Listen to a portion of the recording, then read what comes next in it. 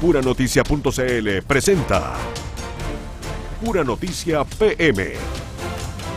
Las noticias de la tarde, el regreso a casa, las informaciones de la región, Chile y el mundo. Las entrevistas y todo lo que necesitas saber. En todas nuestras plataformas, en televisión, en la web y en la radio. Nos ves, nos lees y nos escuchas. Aquí parte Pura Noticia PM. Bienvenidos.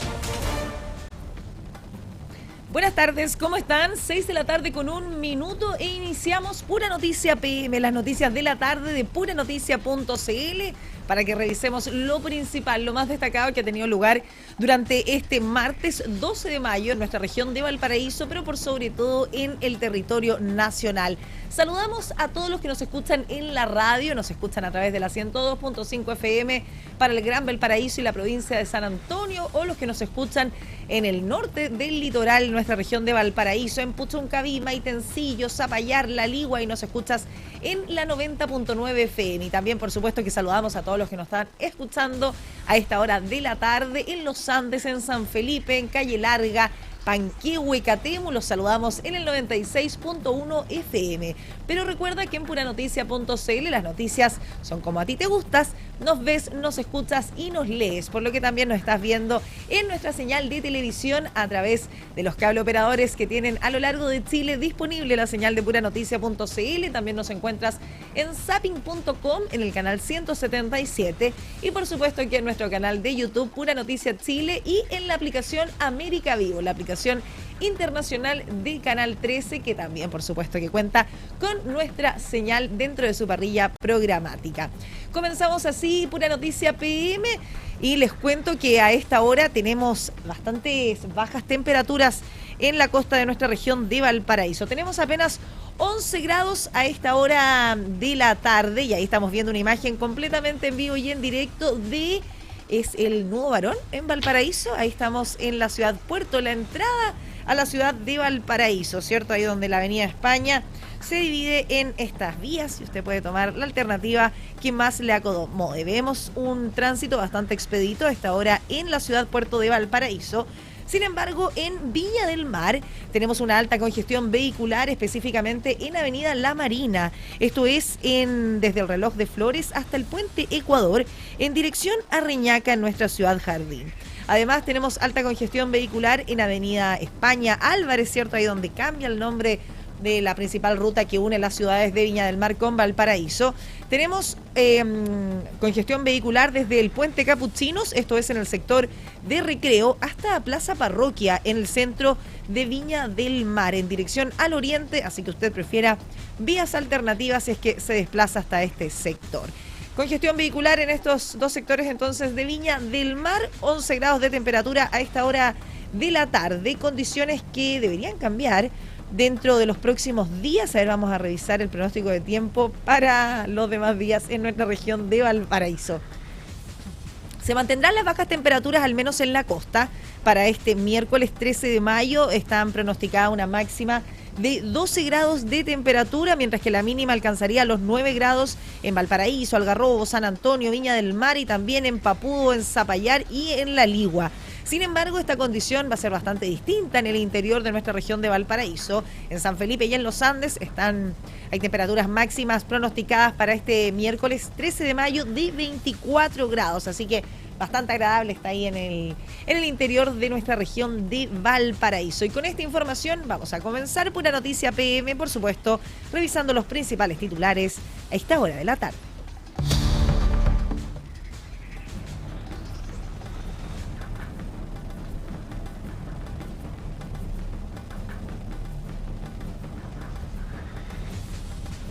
La mega reforma del gobierno supera las 1000 indicaciones al interior de la Cámara de Diputadas y Diputados.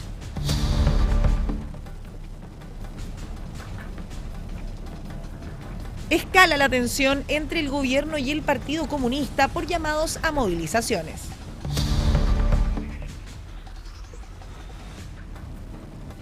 La extensión del metro a las comunas de Quillota y La Calera, en nuestra región de Valparaíso, finalmente recibe su aprobación ambiental y proyectan iniciar las operaciones hacia el año 2030.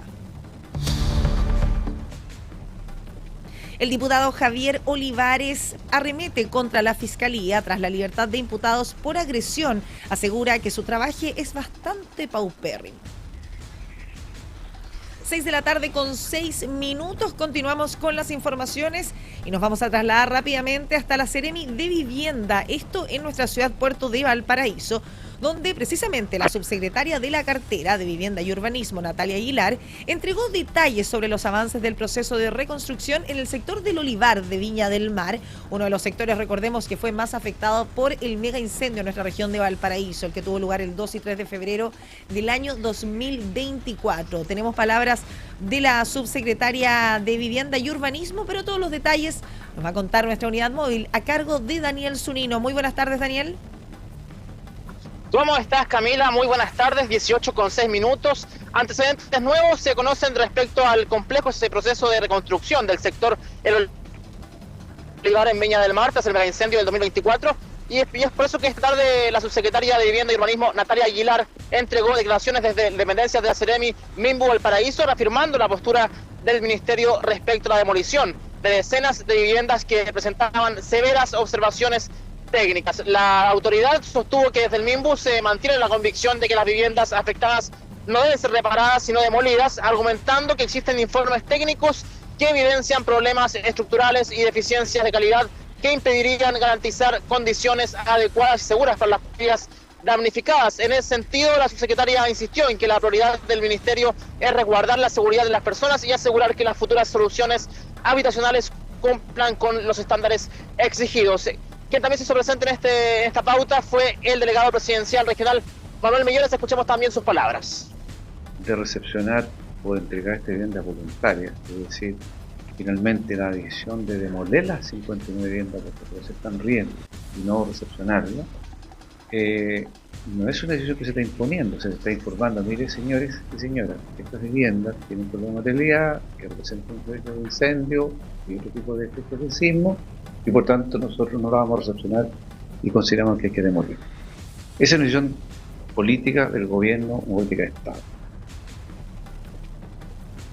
Claro, se habla de políticas de gobierno, de no entregar estas viviendas, sino que demolerlas, y también la invitada principal a esta pauta fue la subsecretaria Natalia Aguilar, que, como decíamos, insiste en que la prioridad del ministerio es resguardar la seguridad de las personas. Escuchemos sus declaraciones a continuación. Porque uno no corresponde, dos sería completamente inhumano, y no es la línea de lo que estamos trabajando como el gobierno y con el ministro Iván Puduge, ni yo como subsecretaria lo vamos a permitir. ¿Por qué? Porque si bien los informes han indicado constantemente de que no cumplen con ciertas consideraciones, nosotros, además de esto, por un tema humano, no vamos a permitir que se entregue una casa que no esté en excelentes condiciones. Es el compromiso del ministro, es el compromiso de este gobierno y el compromiso mío como subsecretaria. Tajante y clara la subsecretaria entonces, Camila. Cabe recordar que el Ministerio de Vivienda decidió por el término anticipado también al contrato con la empresa a cargo de las obras del Olivar, luego de detectarse eventuales irregularidades también técnicas, uso de materiales no certificados y observaciones estructurales consideradas graves. Incluso informes elaborados por IDM, la Universidad de Chile, detectaron falencias relevantes en parte de las viviendas que ya presentaban un alto porcentaje de avance. Desde el Ministerio también además han descartado retroceder en la decisión de demolición pese a cuestionamientos surgidos desde algunos sectores políticos y acciones judiciales impulsadas por la empresa involucrada y otros actores ligados al proceso de reconstrucción. Y también tenemos palabras en este caso del Seremi del Ministerio de Vivienda y Urbanismo en la región de Valparaíso. Escuchemos también sus palabras. Nosotros como ministerio hemos hecho un proceso de participación por todos conocidos, en donde las familias han podido obtener toda la información necesaria y donde además han podido seleccionar la tipología de vivienda nueva y además la materialidad. Y quiero decirles que en ese proceso es muy interesante porque las viviendas que son de albañilería reforzada son las que obtuvieron una mayoría absoluta. Y eso es muy indicativo de lo que las familias esperan.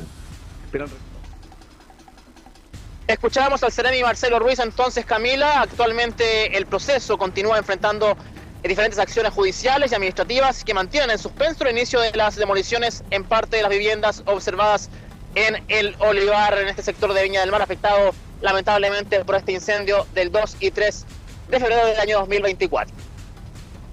Muchas gracias, Daniel, por esta información. Y lo veo que usted está ahí en el par Viana Álvarez. ¿Dónde se encuentra específicamente a esta hora de la tarde?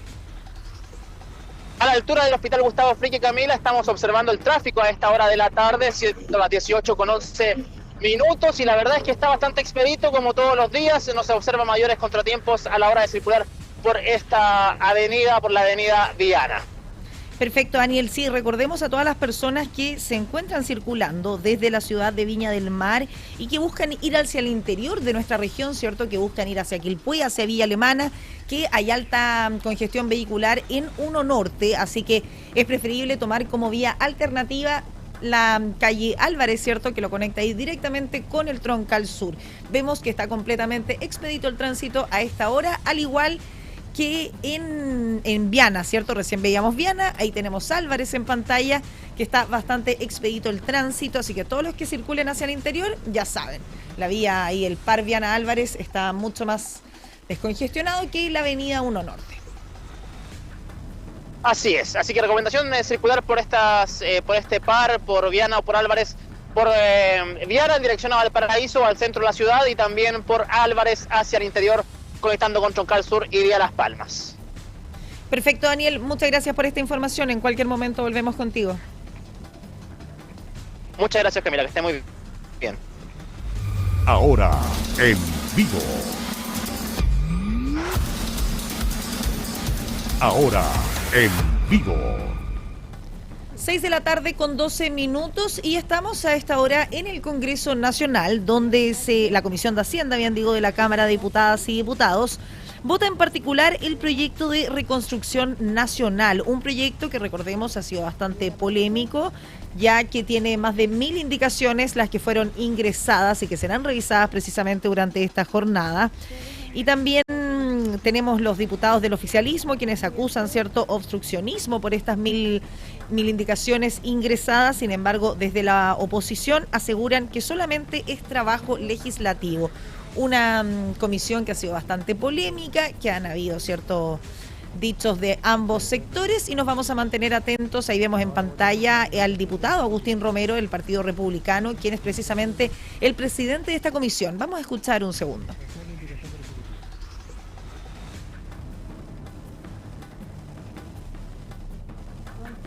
La indicación del Ejecutivo al artículo 3º para reemplazarlo.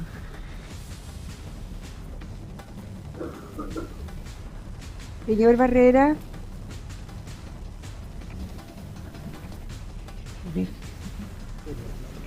6 de la tarde con 13 minutos. Estamos a esta hora precisamente en el Congreso Nacional, donde se lleva a cabo, ¿cierto? Se están revisando estas más de 1000 indicaciones que fueron ingresadas al proyecto de reconstrucción nacional. La Comisión de Hacienda ya está reunida y estarán hasta total despacho. Se están revisando, ¿cierto?, las más de 1000 indicaciones que fueron ingresadas y están tanto los diputados del oficialismo, de la oposición, en esta comisión que será hasta total despacho. Les llevaremos todos los detalles en esta edición de Pura Noticia PM. Ahora en vivo. Ahora en vivo. 7 de la tarde con 14 minutos, estamos en Pura Noticia PM y sin duda nos vamos a revisar la información más destacada de esta jornada, de este martes 12 de mayo para nuestra región de Valparaíso, porque es un hecho histórico. La extensión del metro de Valparaíso hacia las comunas de Quillota y La Calera dio un importantísimo paso luego de la Comisión de Evaluación Ambiental de nuestra región aprobara de forma unánime el proyecto que está siendo impulsado por EFE. La iniciativa contempla una inversión de más de $800 millones y permitirá extender el servicio ferroviario desde Limache hacia las comunas de Quillota, La Cruz y La Calera, mediante la construcción de 26 kilómetros de nuevas vías férreas y 7 estaciones. El proyecto además considera la incorporación de 15 nuevos trenes eléctricos, pasos vehiculares desnivelados, sistemas también de accesibilidad universal. Según las estimaciones, la extensión podría beneficiar a más de 6 millones de pasajeros al año y reducir considerablemente los tiempos de traslado entre el interior y el Gran Valparaíso. Valparaíso. Desde EFE señalaron que con esta aprobación ambiental, el proyecto entra en una etapa que es clave, avanzando ahora en ingeniería de detalle, expropiaciones y también futuras obras de ejecución, las que podrían extenderse por incluso 3 a 4 años. Hay fechas de implementación del servicio ya y también se va a ser gradual, va a ser estación por estación, primero Quillota, después La Cruz, después Calera. Bueno, en particular comentar que efectivamente con la aprobación de este hito de resolución de calificación ambiental se abren las siguientes etapas. Ya como lo comenté recientemente, la ingeniería de detalle ya está en desarrollo, deberá estar finalizando dentro de este año o a principios del próximo, y con ello llegamos a tener los elementos para pasar a la etapa de ejecución. Generalmente la etapa de ejecución dura alrededor de 3-4 años. Por lo tanto, hoy día es un hecho histórico, estamos hablando de una aprobación del retorno al tren a Quillota Calera, del retorno. Estamos hablando de más de 810 millones de dólares, estamos hablando de más de 6 millones de pasajeros que se van a ver beneficiados y más de 25 kilómetros de extensión de vía férrea. Hoy día nos han acompañado casi todos los alcaldes de las comunas que se ve intervenido por el metro. Hay un compromiso más de metro desde Calera, lo puse acercamiento a Nogales e Hijuela. Ahí escuchábamos las palabras del delegado presidencial en nuestra región de Valparaíso, Manuel Millones, quien calificó esta aprobación como un hecho histórico para la región. Autoridades regionales, junto también con los alcaldes de la provincia de Quillota, calificaron esta aprobación, como se los mencionaba, como un hecho que es realmente histórico para toda la región, destacando que el regreso del tren y al interior, permitirá mejorar la conectividad, impulsar también el desarrollo urbano y facilitar el traslado de estudiantes y trabajadores. Este es un hito para el desarrollo de la movilidad y del transporte que tiene actualmente nuestra región y en particular dicha zona, porque efectivamente, como se ha dicho, nuestro metrotren es un eje estructurante y nos permite acercar lo que son los centros urbanos como Valparaíso y Viña del Mar con lo que es nuestro interior, y eso evidentemente es una alegría de conectividad que va a tener todos nuestros vecinos y en particular también lo que son estudiantes y adultos mayores. Y permítanme también decir el tema humano. Hoy día, en este momento, esta mañana, hubo alumnos y trabajadores que quedaron bajo los buses porque pasan llenos los paraderos de Quillota, La Cruz y Calera. Ese es el tema humano que resuelve este proyecto y por eso hoy día estamos felices y le decimos a nuestra gente de toda la provincia, a la gente de Quillota, que queda menos tiempo, que tengan paciencia porque viene una construcción que es larga, pero queda menos tiempo y esto ya está en un punto de no retorno. Y nosotros desde el principio estuvimos de acuerdo con que el tren tiene que volver a nuestra provincia y tiene que pasar por La Cruz. Ya nosotros decíamos que no nos conformábamos que el tren pasara por La Cruz, sino que también tuviera una estación en La Cruz. Ya, así que yo agradezco que en este estudio se hubiese considerado todas las observaciones que nosotros hicimos a EFE durante todo este tiempo. La comuna de La Cruz va a tener una estación donde estuvo antes la estación, ahí el paradero 18. Y las personas que vienen a estudiar, que vienen a recibir salud y también a los trabajadores y trabajadoras. Nosotros, esta noticia se enmarca en el mes aniversario de la comuna, nos aprobaron el plan regulador que se conjuga todo lo que estamos armando como desarrollo urbano y principalmente la restauración de un patrimonio importante para los caleranos y caleranas, que es revivir el romanticismo de trasladarnos en tren como lo hacían nuestros padres, nuestros abuelos. Bueno, escuchábamos al alcalde de la comuna de La Carena, Johnny Peraino, y si los plazos se cumplen, las autoridades proyectan que este servicio podría comenzar a operar desde el año 2030.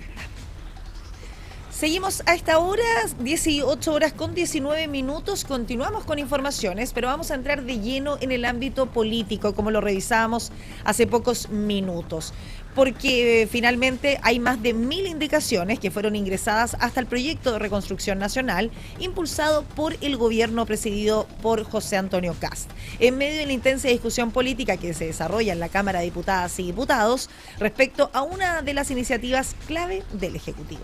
Durante los últimos días se había anticipado que sectores de oposición presentarían más de 2.500 modificaciones al texto, escenario que incluso fue calificado como un verdadero tsunami de indicaciones. Sin embargo, el número definitivo de propuestas resultó considerablemente menor a las estimaciones iniciales.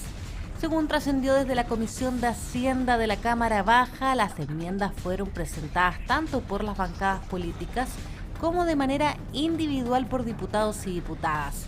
Entre los partidos que más modificaciones ingresaron aparecen el Partido Comunista y el Partido de la Gente, ambos con más de 150 propuestas cada uno. Bueno, la cantidad de indicaciones, usted mismo lo decía hace un rato atrás, son comparables prácticamente con una ley de presupuesto. Entonces yo diría que para el trámite de una ley normal esto es una cantidad que supera lo más o menos estándar, ¿ya? Yo voy a seguir con el calendario que tengo. Si el calendario que tengo es partir mañana el horario normal de las 15 horas y vamos a extender en una sesión especial hasta las 23:59. Vamos a seguir el día miércoles desde las 10:30 de la mañana hasta las 2:30 para continuar desde las 3 hasta total despacho. El diputado PS Daniel Manucheri apuntó sus dardos al diputado Romero como presidente de la comisión, a quien acusó de intentar inhibir la discusión parlamentaria. Porque lo que aquí se está planteando y se está poniendo sobre la mesa, al cuestionar el legítimo derecho de un parlamentario a presentar indicaciones, no están mostrando un problema con el parlamentario que presenta indicaciones. El problema de los que cuestionan es con la democracia. Desde la UDI aún estudian los pasos a seguir respecto de las indicaciones. Esta jornada de martes van a decidir si las ingresan en la Cámara o en el Senado. Sobre si las indicaciones que tenemos para el proyecto las vamos a presentar durante esta tramitación aquí en la Cámara de Diputados o si vamos a guardar las indicaciones para el Senado. La verdad es que en vista de la actitud obstruccionista y antidemocrática de parte de la oposición que busca dilatar y no discutir, que busca dañar y no construir, nosotros creemos que presentar indicaciones en la Cámara puede terminar siendo más dilatorio y por lo tanto la posibilidad de presentarla en el Senado está abierta. La bancada de diputados de Renovación Nacional, a través de su jefe, el diputado Diego Chalper, anunció que como comité no presentará indicaciones al proyecto de reconstrucción nacional impulsado por el gobierno en medio de la discusión en particular que se va a desarrollar esta semana en la Comisión de Hacienda de la Cámara. Como Comité de Renovación Nacional, institucionalmente hemos tomado la decisión de no presentar indicaciones, sino que más bien esperar la redacción de cada uno de sus artículos y en el marco de la conversación le hemos pedido al Ministerio de Hacienda que se haga presente durante toda la tramitación, de manera de que podamos ir artículo por artículo viendo ciertas mejoras que se puedan hacer y en la eventualidad que lleguemos a acuerdo poder plasmarlas en la redacción de una indicación y bueno, si no llegamos a acuerdo, que puede suceder, se termine votando el artículo y vayamos avanzando. El proyecto ya había superado la semana pasada su primer trámite en general dentro de la misma comisión, instancia que aprobó la idea de legislar con 8 votos a favor, 4 en contra y 1 abstención. Ahora la iniciativa entra a su discusión en particular, un proceso que comenzará este martes, jornada en la que los parlamentarios deberán revisar artículo por artículo y votar cada una de las indicaciones presentadas. Posteriormente el proyecto va a continuar su tramitación en las comisiones de Trabajo y Medio Ambiente antes de llegar a la sala de la Cámara de Diputados. 6 de la tarde con 24 minutos, nos mantenemos atentos a la Comisión de Hacienda en el Congreso Nacional que precisamente está revisando estas más de 1000 indicaciones ingresadas. Y bajo este mismo contexto, la bancada del Frente Amplio presentó una serie de propuestas frente a la reforma que fue impulsada por el Ejecutivo, incluyendo un impuesto patrimonial, medidas contra conflictos de interés, apoyo también de la reconstrucción y cambios en empleo, vivienda y en educación. La bancada de diputadas y diputados del Frente Amplio presentó este lunes una serie de indicaciones al proyecto económico impulsado por el gobierno, iniciativa que ha generado un intenso debate político por sus efectos tributarios y de reconstrucción. Entre las principales propuestas dadas a conocer por el bloque oficialista aparece la creación de un impuesto a los denominados superricos a través de un tributo patrimonial anual para personas cuyo patrimonio supere las 6.000 UTM. La medida busca reemplazar la rebaja del impuesto de primera categoría incluida originalmente en el proyecto del Ejecutivo. Además, el Frente Amplio anunció indicaciones relacionadas con probidad y conflictos de interés, incluyendo el levantamiento del secreto bancario y el fortalecimiento de las facultades fiscalizadoras del Servicio de Impuestos Internos. La mega reforma de CAST le entrega más beneficios a los grandes grupos económicos y deja fuera a quienes más necesitan apoyo. Por eso, como oposición, presentamos indicaciones para defender a la pesca artesanal, a las pymes y a las familias que viven del mar. Queremos proteger el trabajo de miles de pescadores y pescadoras, fortalecer la seguridad alimentaria y asegurar que el desarrollo sea sustentable y justo para las regiones. Desde la Comisión de Hacienda, el diputado Jorge Brito cuestionó la forma en que el gobierno ha llevado adelante la tramitación del proyecto y aseguró que las indicaciones buscan corregir aspectos que, a juicio del bloque, presentan inconsistencias económicas y fiscales. Mal llamado reconstrucción nacional no cuadran, ni tampoco se han atendido las observaciones del Consejo Fiscal Autónomo. Por eso hemos trabajado 30 indicaciones junto a las fuerzas progresistas y de oposición para que las finanzas públicas no vayan directo a un abismo como es lo que se ha advertido, llegando, si es que se aprueba el proyecto como está, Chile superar el 45% de endeudamiento del PIB. Las propuestas del Frente Amplio también consideran medidas en materia de empleo, vivienda, reconstrucción y educación. Entre ellas se encuentran incorporar el proyecto Sala Cuna para Chile, fortalecer subsidios al empleo, aumentar apoyos para la adquisición de viviendas y ampliar la inversión pública para la reconstrucción en las regiones afectadas por incendios. Finalmente, la bancada pidió dar urgencia a iniciativas relacionadas con financiamiento de la educación superior y reorganización de deudas educativas en medio de una discusión legislativa que seguirá avanzando esta semana en la Comisión de Hacienda de la Cámara de Diputados. 6 de la tarde con 27 minutos y el Partido Comunista y también independientes presentaron una serie de indicaciones al proyecto de la mega reforma impulsada por el gobierno del presidente José Antonio Kast. Una iniciativa que actualmente se tramita en la Comisión de Hacienda de la Cámara de Diputadas y Diputados. Una de las parlamentarias que ingresó las propuestas fue Ana María Gasmuri, quien presentó 38 indicaciones orientadas, de acuerdo a lo que ella misma explicó, a establecer mayores controles democráticos, fortalecer también la transparencia y evitar abusos en la ejecución del proyecto que fue impulsado por el Ejecutivo.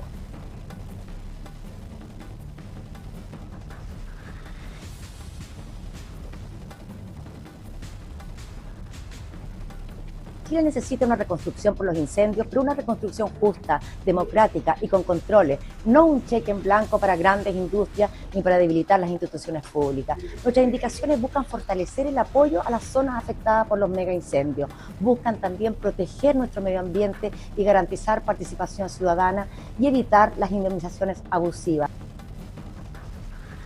Entre las medidas planteadas destacan el fortalecimiento del Fondo de Emergencia Transitorio por Incendios, mayores exigencias ambientales para proyectos productivos, límites de indemnizaciones en casos de infracciones ambientales y también resguardos para el financiamiento municipal y la biodiversidad. Por su parte, la diputada Iracy Hasler presentó indicaciones enfocadas en vivienda, empleo y recaudación fiscal. Entre ellas, propuso crear un subsidio para financiar el pie de la primera vivienda y también poder limitar los beneficios tributarios para personas que posean 3 o más propiedades. Proyectos de desarrollo estratégico para las regiones y para el país. O sin duda que no avance una propuesta tan compleja como la invariabilidad por 25 años que amarra un debate democrático, y es por eso que de conjunto hemos presentado la indicación que eso no pueda avanzar. Y por tanto, la parlamentaria también planteó reemplazar algunos incentivos tributarios contemplados para empresas por medidas focalizadas de generación de empleo, capacitación laboral, además de poder avanzar en la creación de una agencia de financiamiento e inversión para el desarrollo. Las propuestas serán discutidas durante los próximos días en la Comisión de Hacienda, en medio del debate político y también económico que ha generado la mega reforma del gobierno y las críticas de sectores de oposición que acusan falta de contrapesos y beneficios excesivos para las grandes empresas y los altos patrimonios. 6 de la tarde con 29 minutos, estamos ahí en la Comisión de Hacienda de la Cámara de Diputadas y Diputados, donde a esta hora, recordemos, la comisión, ¿cierto?, vota en particular el proyecto de reconstrucción nacional. Se están revisando las más de 1000 indicaciones total que se despacharán durante esta jornada. Escuchemos un rato la comisión, está hablando el diputado del Partido Socialista, Daniel Manucheri. No tenemos los votos, pero sí a lo menos que se pueda generar una discusión, porque habemos parlamentarios que hemos presentado indicaciones que creemos que son buenas para Chile y que son buenas para el proyecto. Por tanto, presidente, no depende de mí, sino los miembros oficiales de la comisión si dan la unanimidad para eso, pero el espíritu, presidente, es que se puedan debatir indicaciones que son indicaciones que se han presentado de manera seria y responsable para poder mejorar este proyecto. Diputado Bianchi. Otra moción de orden. Yo, sinceramente, veo cómo están intentando ordenar cada una de las indicaciones y todo lo que está ingresando permanentemente, y veo el trabajo de la Secretaría. Ese es un hecho concreto, real. Otro hecho es que, aquí lo dijo nuestro colega diputado Chalper, que es la derecha más abierta, más dialogante, para encontrar los acuerdos, esta es la última que lo dijo, en que señala que hubo una diputada, efectivamente de oposición, que el Ejecutivo le recogió una indicación. Entonces, por su intermedio, presidente, yo quiero preguntarle al ministro aquí presente si está dispuesto a recoger otras indicaciones, si tiene disposición de recoger otras sugerencias para tener un ánimo constructivo y que tenga algún sentido las indicaciones que están aquí presentándose. ¿Existe ese ánimo o no? Para ver si efectivamente lo que está ingresando como indicación puede encontrar en el gobierno, particularmente en el ministro, el ánimo de recoger las que considere sean importantes para el mejor avance de este proyecto. Ahí escuchábamos al diputado Carlos Bianchi, cierto, diputado independiente, pero de la bancada del PPD, y ahora escuchamos al diputado del Partido Republicano, Agustín Romero, quien preside esta comisión. El asunto, usted ha sido testigo, diputado Bianchi, del esfuerzo que está haciendo la Secretaría por ir separando indicaciones para poder votar.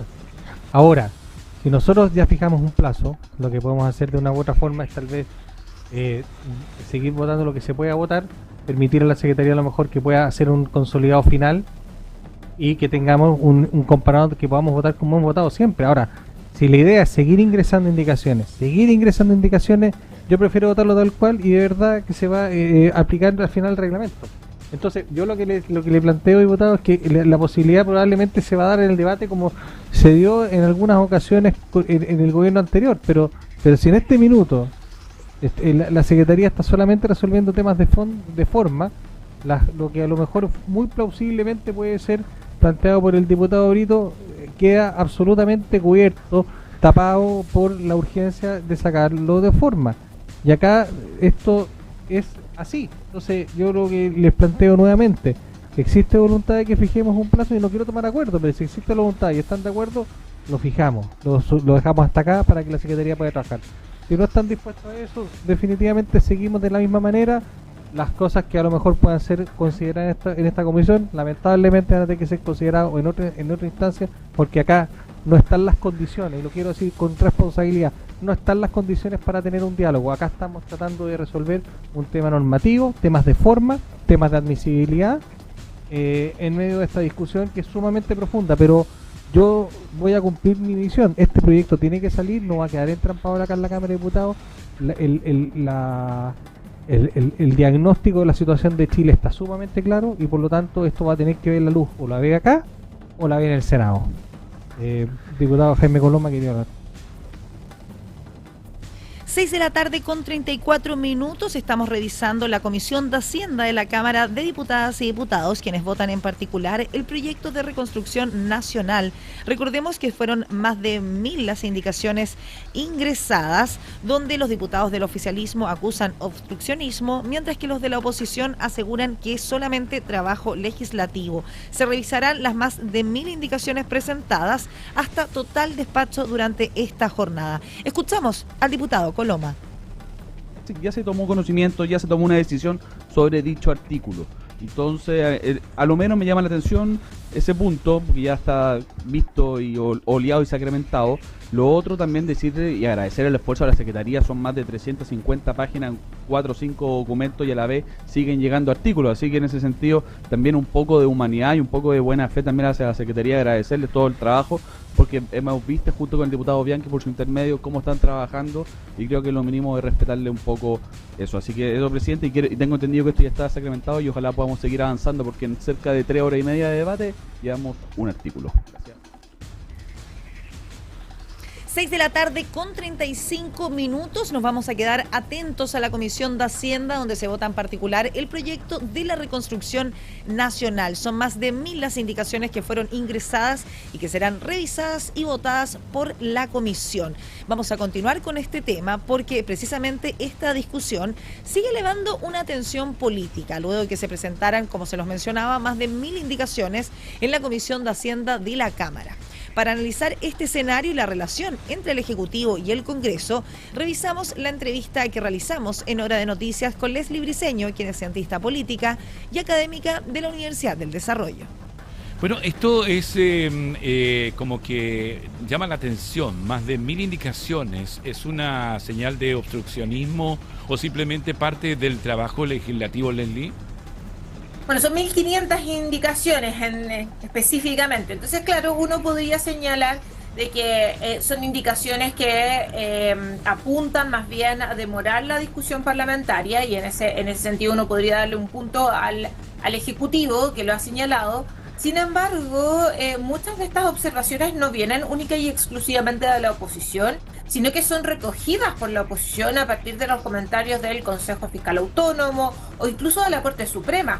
Además, también hay muchos reparos a nivel internacional, como Bloomberg, JP Morgan, que son dos organizaciones que se encargan de analizar riesgos financieros en torno a lo que va a ser este proyecto, e incluso el Fondo Monetario Internacional también planteó sus reparos. Entonces, claro, uno podría señalar que tal vez 1500 indicaciones son excesivas, y tal como ustedes lo señalaban en la nota anterior, por ejemplo, la UDI o Renovación Nacional se van a abstener de incorporar observaciones para hacerlas en el Senado.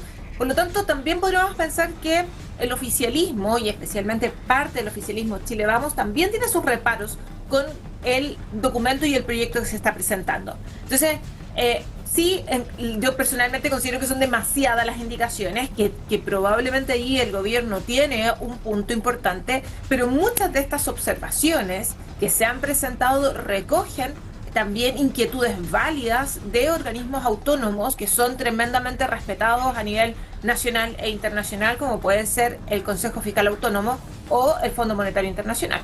Estamos hablando con Leslie Briceño, ciencista política y académica de la Universidad del Desarrollo. Leslie, ¿qué revela este nivel de tensión sobre la relación actual entre el gobierno y el Congreso? Bueno, en general nos encontramos con una relación que probablemente el gobierno esperaba que fuese un poco más amigables. Tenemos un gobierno, un ejecutivo que asumió hace 2 meses y un día, y con un Congreso que en la Cámara de Diputados favorecía principalmente a quien está en el Ejecutivo hoy día.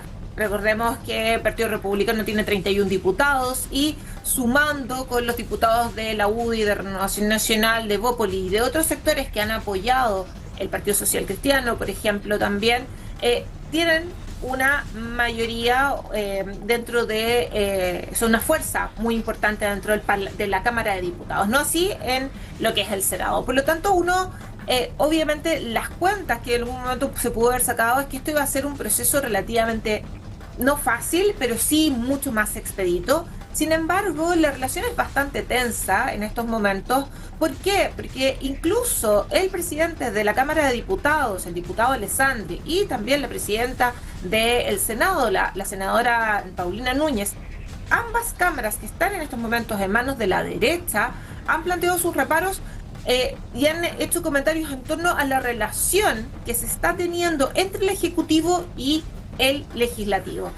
No solo por algunos temas vinculados con lo que puede ser este proyecto de reforma, sino que también por el accionar de estos 2 últimos meses, algunos errores no forzados o también decisiones que se han tomado y que ha generado una tensión. Por lo tanto, nos estamos encontrando que el fuego amigo, no solamente desde el legislativo, sino que incluso algunos parlamentarios, y también algunos líderes importantes de, por ejemplo, el Partido Republicano, como su presidente, también planteaba la necesidad de revisar cómo se está construyendo la narrativa, y ahí las tensiones que se están dando también con el famoso segundo piso de la moneda.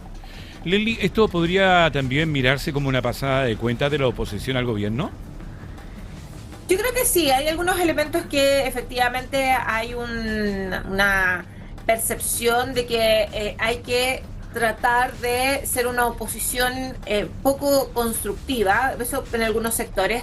Sin embargo, eso también tiene que ver con que la oposición no ha hecho un mea culpa, no ha generado un proceso reflexivo. Estoy pensando en la oposición, no toda la oposición, estoy pensando principalmente en lo que fue el gobierno anterior, el Frente Amplio, estoy pensando en lo que es también incluso el Partido Comunista y el Socialismo Democrático, que les ha costado realizar una reflexión, de mirar qué es lo que ocurrió, qué es lo que significó finalmente que perdiera la elección Janet Jara.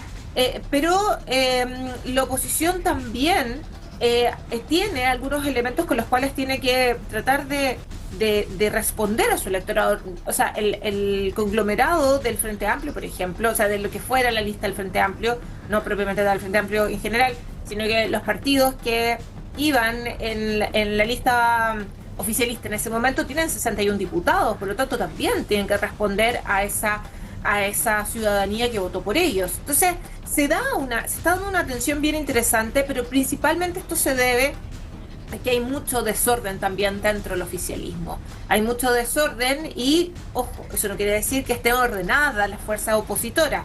Pareciera ser en estos momentos que los más, entre comillas, ordenados es el Partido de la Gente, que tiene un vocero claro, que tiene una línea de trabajo y que hoy día con ese partido con el cual está negociando o estuvo negociando hasta hace muy pocos días el Ejecutivo para poder tener los apoyos y los votos necesarios. Sin embargo, también esos apoyos se caen, también esas negociaciones no llegan a buen término, principalmente porque aquí hay un tema vinculado con el oficialismo actualmente que tiene que ver con, primero, problemas de liderazgo.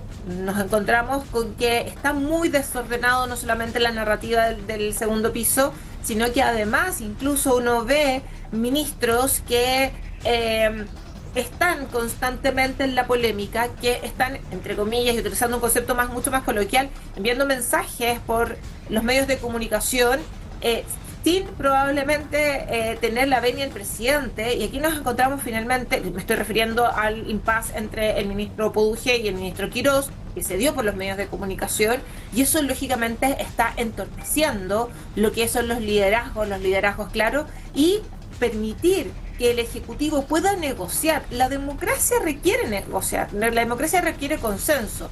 Entonces, con una oposición muy desordenada, un oficialismo que pareciera ser que le ha costado encontrar el rumbo y el relato en estos 2 meses, es bien complejo poder sentarse a negociar una reforma y un proyecto que debería de tener, o lo que busca el Ejecutivo, es tener un impacto no solamente en los próximos meses, sino que probablemente en los próximos años. Y el objetivo que tiene el gobierno es que este proyecto de ley traiga crecimiento y traiga también una disminución del desempleo, que no necesariamente la evidencia empírica señala que eso es así. Estamos conversando con Leslie Briceño, ciencista política y académica de la Universidad del Desarrollo. Esa tensión que se habla también entre los ministros, también como que descoloca un poco a lo que es el gobierno, pero también descoloca a la gente, Leslie, ¿no? Por supuesto que sí, porque uno espera, por ejemplo, en estos 2 meses y un día, hemos tenido, por lo menos yo, la última vez que hice el recuento, han renunciado 20 seremis, o son 20 seremis que han renunciado, que no han podido asumir durante estos 2 meses. También nos encontramos ayer con la noticia de que impacta, que es la renuncia del subsecretario del Ministerio de Ciencias. Entonces, hay ciertos elementos que uno se da cuenta que no están cuajando adecuadamente dentro del oficialismo, y eso lo resiente la ciudadanía. Pensemos en que, si bien las encuestas de opinión pública muchas veces están muy vinculadas a lo que haya ocurrido en lo que esté pasando en el día a día, pero no es casualidad que los peores evaluados, por ejemplo, sea la ministra vocera de gobierno, que uno principalmente no la ve haciendo vocerías en forma... no se ve la ministra en general, se ve solamente en algunas ocasiones puntuales. Sí hay ministros muy bien evaluados, como por ejemplo la ministra Maicho Malí, que con un trabajo muy silencioso, parece que de mucho mayor consenso, y tal vez para algunos menos conocidos, sí tiene una muy buena evaluación. Y eso lo refleja, obviamente que impacta a la ciudadanía. ¿Por qué? Porque la ciudadanía ve cómo el costo de la vida está aumentando, cómo el IPC también tiene un efecto concreto en el precio, no solamente de los combustibles, sino que en el precio del pan. Hay poca claridad finalmente en cuáles van a ser las medidas concretas que van a apoyar o que buscan apoyar a la clase media, que era lo que estuvo negociando el Partido de la Gente. Y eso, ¿cómo se ve reflejado? En que las encuestas nos están mostrando que la aprobación del presidente José Antonio Kast y del gobierno sigue cayendo de una forma constante en las últimas semanas. 6 de la tarde con 46 minutos. Nos quedamos atentos finalmente a lo que está ocurriendo a esta hora en la Comisión de Hacienda, quienes votan en particular el proyecto de reconstrucción nacional. Recordemos que son más de 1000 las indicaciones que tiene este proyecto y que serán discutidas hasta total despacho. A esta hora está hablando el diputado de nuestra región de Valparaíso del Frente Amplio, Jorge Brito. Lo escuchamos. Pero restringir a que sea coherente este proyecto de ley con la actual ley que crea el DFL2, que permite a personas naturales tener más de una vivienda con un régimen tributario especial, si no es un fraude social, empresas inmobiliarias, especuladoras, subiéndose al carro de la necesidad de mucha gente de poder tener un ahorro, dado que las pensiones usted sabe que no alcanzan, poder tener una vivienda para rentarla con una tributación del 5%, es a nuestro entender un evidente fraude social que el señor ministro espero que esté de acuerdo. Usar el dolor o la necesidad de vivienda para facilitar un negocio pudiese ser incluso considerado inadmisible eliminar la indicación del Ejecutivo. La misma indicación del Ejecutivo, si la hace un parlamentario, podría ser considerada inadmisible porque haría que se recaude menos. Pero en consecuencia, excluir a las empresas de este beneficio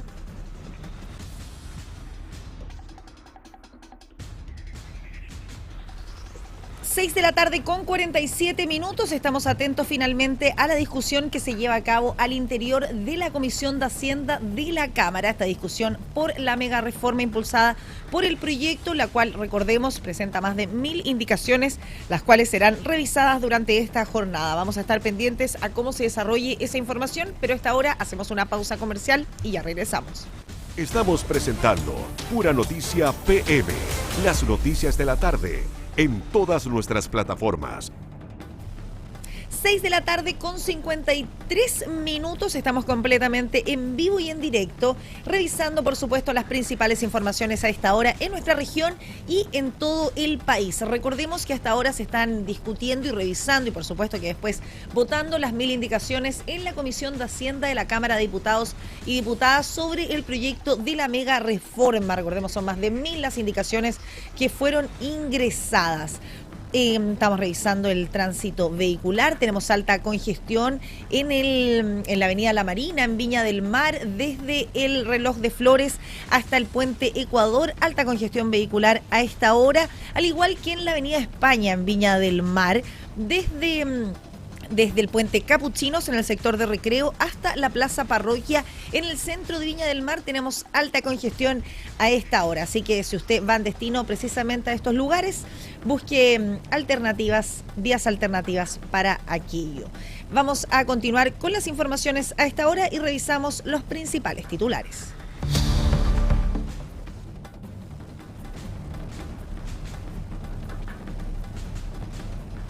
El recorte millonario de los SLEP genera una alarma en educación pública en la región de Valparaíso. Renuncia el subsecretario de Ciencia en medio de diferencias con la propia ministra Lincolao.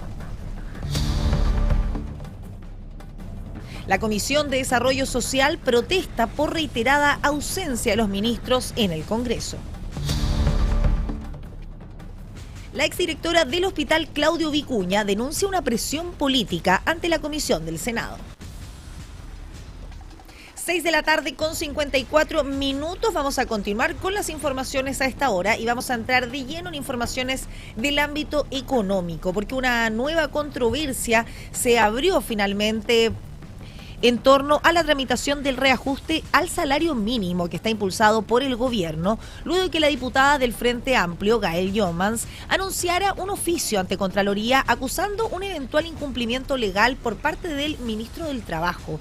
Esta polémica surgió durante la discusión del proyecto en la Comisión de Trabajo de la Cámara, instancia en la que el ministro de la cartera reconoció que la propuesta no fue presentada previamente al Consejo Superior Laboral, pese a que ese procedimiento estaría expresamente establecido en la ley número 21.751.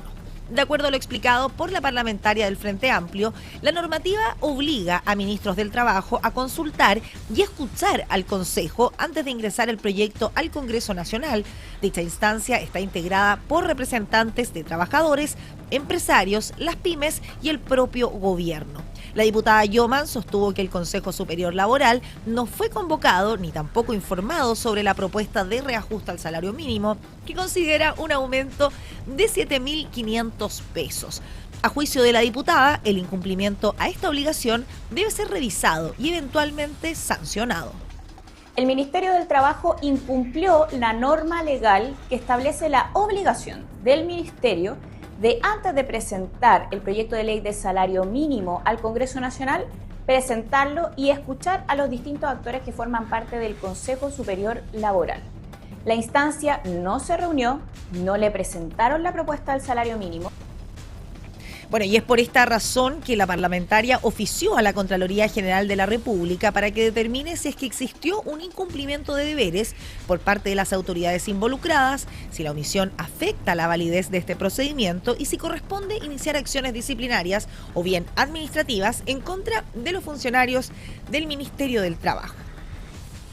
Y a propósito de esta materia, la CUT advirtió al propio presidente de la República, a José Antonio Kast, de eventuales movilizaciones, si es que persisten en lo que han llamado a un camino de ajustes miserables y de regalos a los más ricos. Todo esto en alusión al salario mínimo y a la ley de reconstrucción nacional, ambas iniciativas que se discuten en el Parlamento. Fue el secretario general de la CUT, Eric Campos, quien desde el propio Congreso Nacional realizó esta advertencia, acusando una desconexión con una realidad de las familias chilenas y una borrachera ideológica. Esas fueron parte de sus palabras, que no permite al gobierno escuchar. Si el gobierno persiste en este camino de reajuste miserable, lo que va a encontrar es un llamado a la movilización por parte de la CUT. Asimismo, si persiste en su ley miscelánea, que lo único que entrega son 1.500 millones de dólares anuales a los más ricos, también va a encontrar la movilización de los sectores sociales y de los sectores sindicales convocados por la Central Unitaria de Trabajadores. Bueno, y mientras la vocera de gobierno, Mara Cedini, acusó al Partido Comunista de pasar por encima de la institucionalidad democrática, diputados del Partido Comunista respondieron acusando al gobierno de reinstalar discursos anticomunistas y también de criminalizar la protesta social, justamente ante estos llamados a movilizaciones. Un nuevo enfrentamiento político se abrió entre el gobierno y el Partido Comunista luego de las críticas del Ejecutivo a los llamados a movilización realizados por dirigentes y parlamentarios comunistas en rechazo al proyecto de reconstrucción nacional impulsado por el presidente José Antonio Kast. La polémica se intensificó luego que la ministra vocera de gobierno, Mara Cedini, cuestionara duramente al Partido Comunista durante su habitual punto de prensa, asegurando que la colectividad no puede dar cátedra de democracia a nadie y acusándola de sobrepasar la institucionalidad democrática mediante sus declaraciones y acciones políticas. La secretaria de Estado además vinculó al partido con episodios de violencia y conflictos judiciales protagonizados por algunas figuras del sector, afirmando que el gobierno seguirá avanzando por vías pacíficas, diplomáticas y también en el Congreso para impulsar sus proyectos. A mí me parece que el Partido Comunista no le puede dar cátedra de democracia a nadie. Debería empezar a mirar internamente a sus militantes, como por ejemplo la procesada por la violencia contra la ministra Lin Colao, que es militante de las Juventudes Comunistas, o el senador querellado por calumnias contra la ministra de Seguridad, o también las declaraciones de una ex parlamentaria que decía que un diputado se merecía la violencia física. Desde el Partido Comunista ya habían acusado al Ejecutivo de intentar reinstalar discursos anticomunistas en medio del deterioro de la evaluación ciudadana del gobierno. El diputado Marcos Barraza sostuvo que el oficialismo busca generar temor y desviar la atención frente a una crisis económica que, según afirmó, afecta directamente a las familias. Cuando un gobierno de extrema derecha, y particularmente su presidente, comienza a vitalizar y a difundir frases de contenido anticomunista, es porque hay un desgaste evidente en ese gobierno, porque hay temor. Y ese temor y ese desgaste tiene que ver con una cuestión central. El gobierno lo está haciendo mal y la ciudadanía tiene una mala evaluación del presidente de la República y de su gabinete. En la misma línea, el diputado Boris Barrera calificó como grave que desde el Ejecutivo se asocie la movilización social con hechos de violencia, señalando que las protestas pacíficas forman parte de las herramientas democráticas reconocidas por la Constitución y tratados internacionales. A mí me parece grave lo que acaba de deslizar el presidente, asociando la violencia a la movilización social, que es parte de la democracia. Lo estamos viendo aquí. Aquí la gente se está manifestando pacíficamente. Por su parte, la diputada Lorena Pizarro defendió el llamado a movilizarse y acusó al gobierno de criminalizar la protesta social. La parlamentaria afirmó que manifestarse por derechos sociales es parte esencial de la democracia y cuestionó duramente al oficialismo por intentar satanizar las movilizaciones ciudadanas en medio del debate por la reforma impulsada por la moneda. Parece que estamos siendo gobernados por los defensores de la dictadura. Lo sabemos, pero ¿qué es eso de criminalizar y satanizar a quien dice hay que movilizarse? Eso es la democracia, apréndanlo. Para eso hubo muchas vidas ofrendadas. Decir hay que movilizarse por los derechos es parte del juego democrático. ¿O ustedes no creen en la democracia? Las declaraciones también generaron reacciones desde el oficialismo. El diputado Otuiti Teao, independiente ligado a la UDI, aseguró que los dichos de Lorena Pizarro están al borde de la infracción constitucional. Lo expresado por la parlamentaria está al borde de la infracción constitucional y refleja que no creen en el correcto debate legislativo. Una vez más, la extrema izquierda busca desestabilizar el país para impedir que Chile avance y que el gobierno pueda cumplir con su mandato.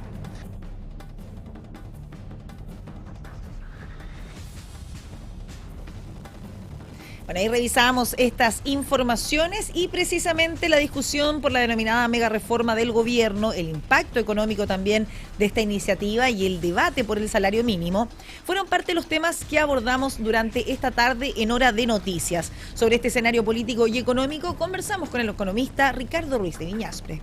Ricardo, primero preguntarle por el clima político y económico que se ha generado en torno a esta mega reforma. ¿Qué señal entrega al país una discusión con más de 1000 indicaciones ingresadas? Mire, respecto al panorama político y económico, lo que yo veo, y que creo que es más relevante el clima económico, nosotros vemos que los datos no nos están acompañando. Los datos han sido realmente malos en términos de los IMASEC, que tenemos 3 IMASEC negativos. Los últimos 3 IMASEC han sido negativos y el desempleo también ha venido en un aumento importante, con un 8,9% a nivel nacional, un 10% en las mujeres y más de un 20% en los jóvenes. Por lo tanto, con las 925.000 personas que están desempleadas en nuestro país, ya la palabra de emergencia laboral está quedando chica, o sea, está haciendo un problema país muy grande.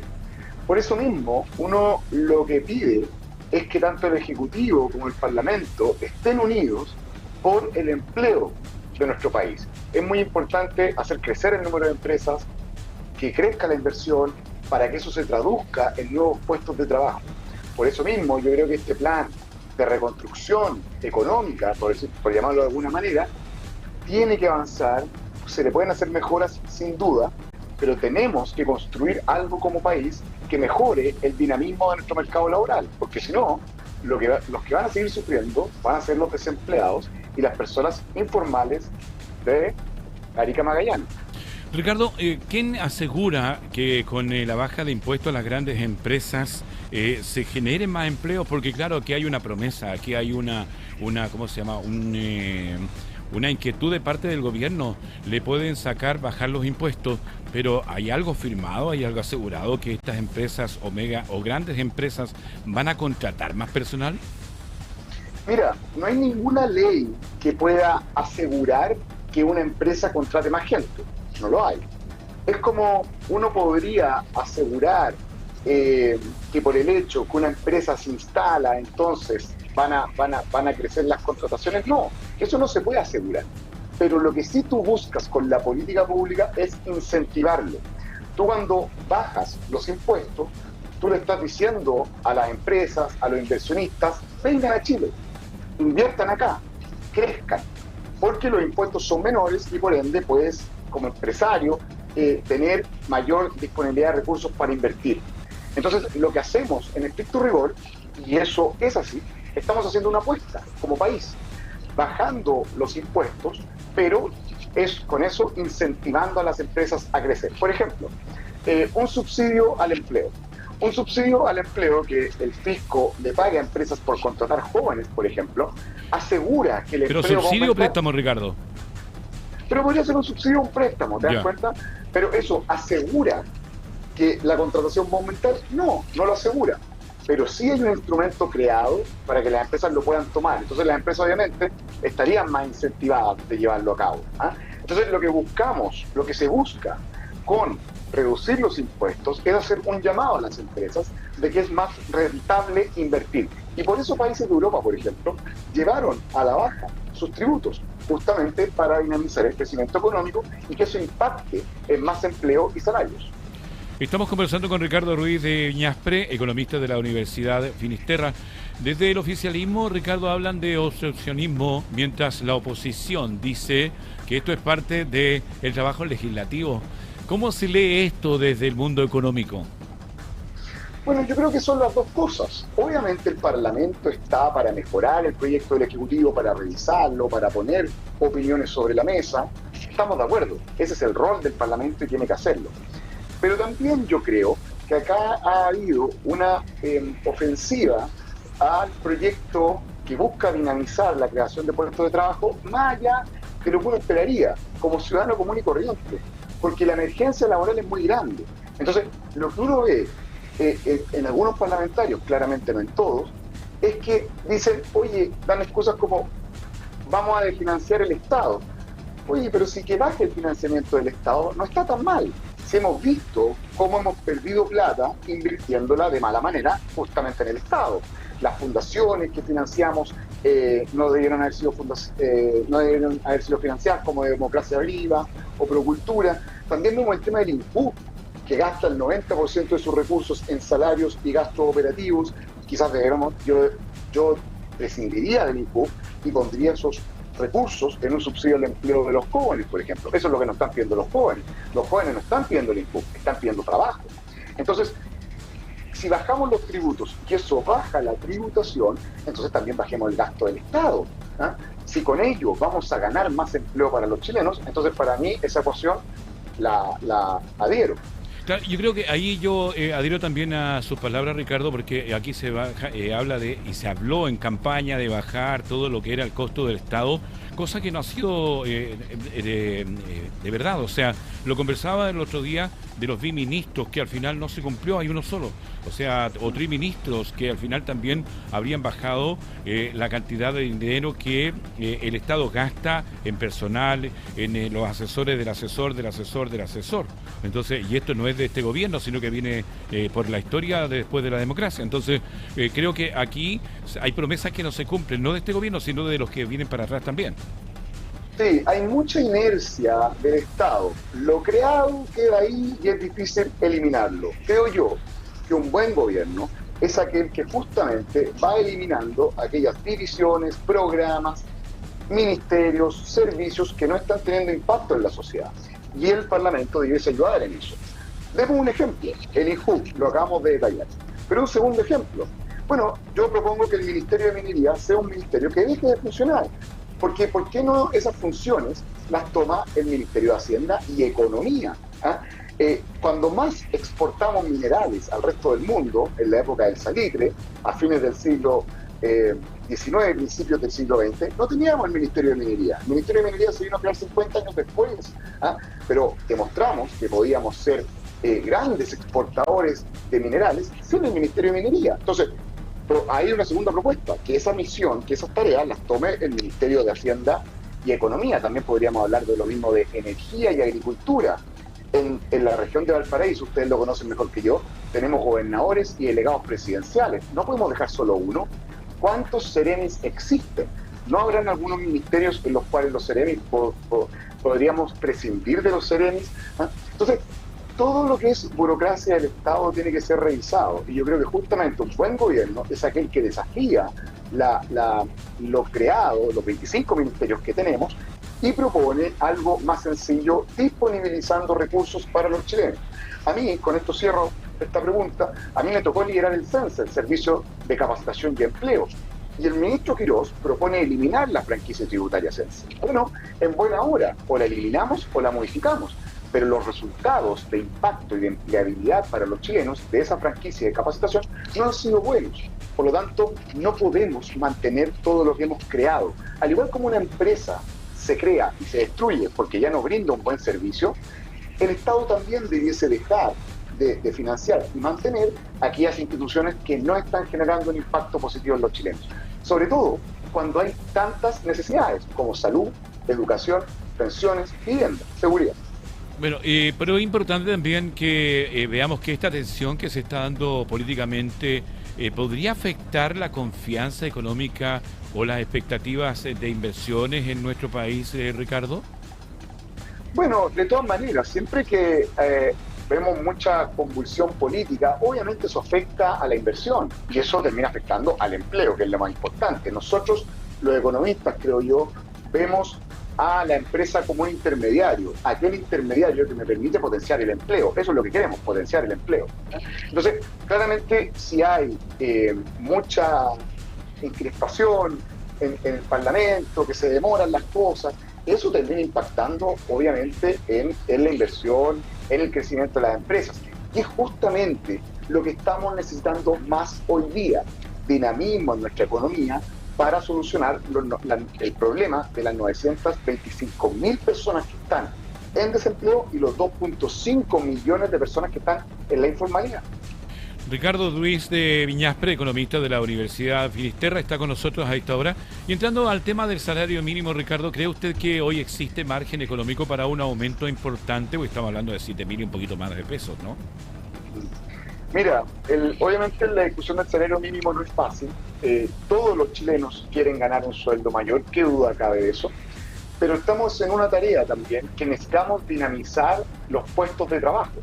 Por lo tanto, yo creo que podemos encontrar un buen equilibrio entre aumentar el salario mínimo, pero también aprobemos este proyecto de reconstrucción económica, o mejorémoslo, pero avancemos. Porque uno, al aumentar el salario mínimo, obviamente aumenta los costos laborales de las empresas. Ya, pero aquí, ¿cómo Ricardo, compatibiliza? Usted justo está hablando de esto, mejorar los ingresos de los trabajadores con el escenario económico actual que enfrenta el país. O sea, ¿cómo podemos compatibilizar estos dos temas? Eso es fregado, ¿no? No es fácil, claramente no es fácil, porque siempre hay costos y beneficios. Por eso yo propongo que si aumentemos el salario mínimo, aumentémoslo. Pero tenemos que también que ayudar a las empresas a no generar desempleo, dada esa alza en el salario mínimo. ¿Y cómo se genera eso? Bueno, el crédito tributario de subsidio al empleo, que va en el proyecto de ley, y la baja de tributos, que también va en el proyecto de ley.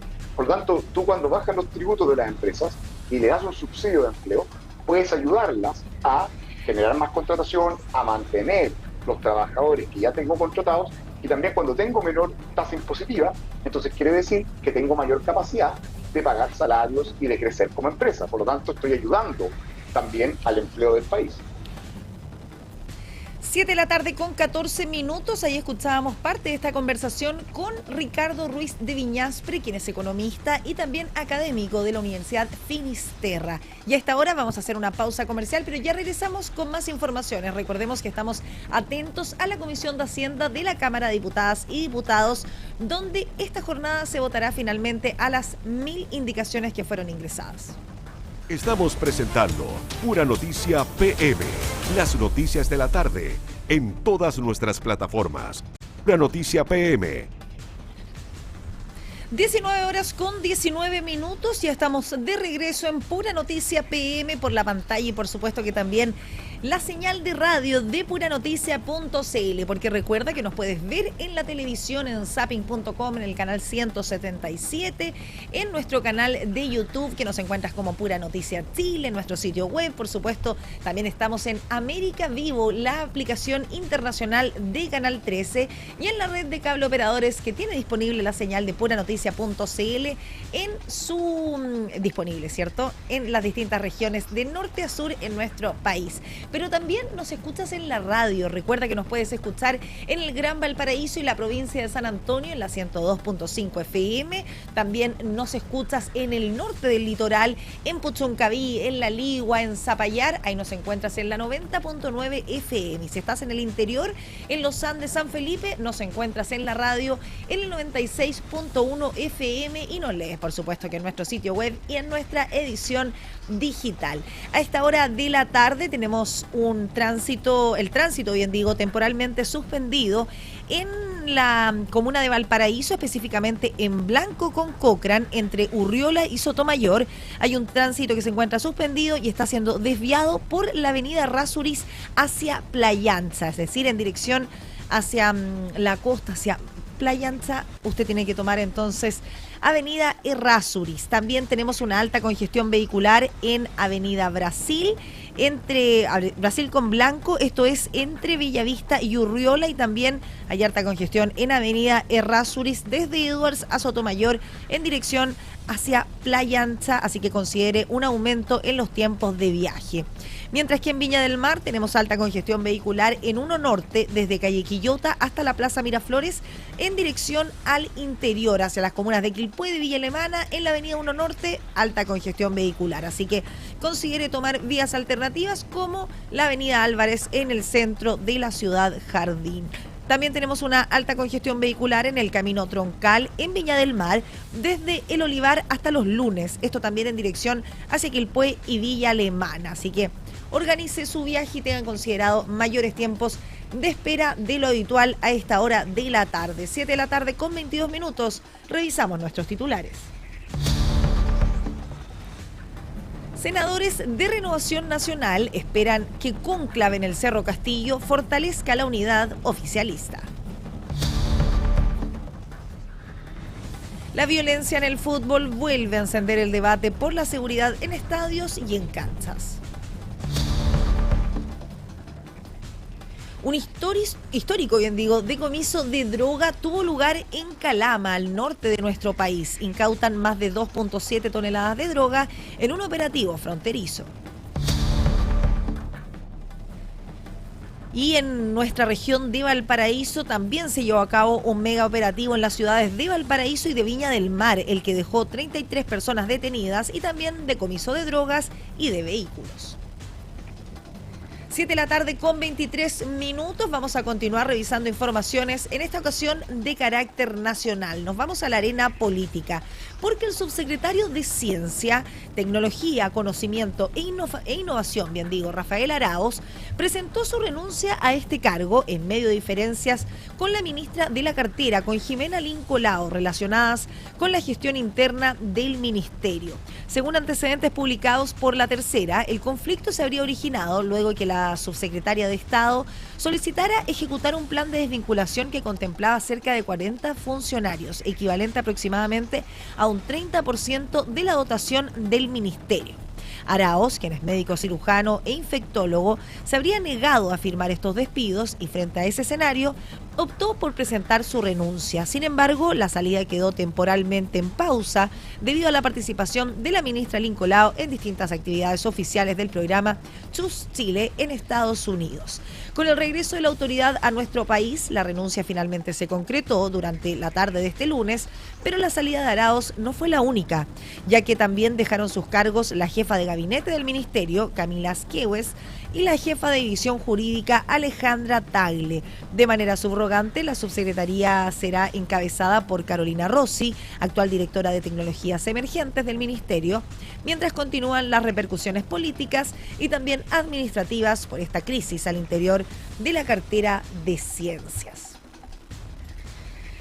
Bueno, y durante esta jornada, en pocos minutos, cónclaves oficialistas se reunirán en el Cerro Castillo con senadores del oficialismo, lo que inicia a eso de las 20 horas de este martes. Desde Renovación Nacional señalaron que la cita convocada por el presidente José Antonio Kast debe servir para poder ordenar las prioridades legislativas, coordinar también al oficialismo y dar una señal política de cohesión frente a la oposición.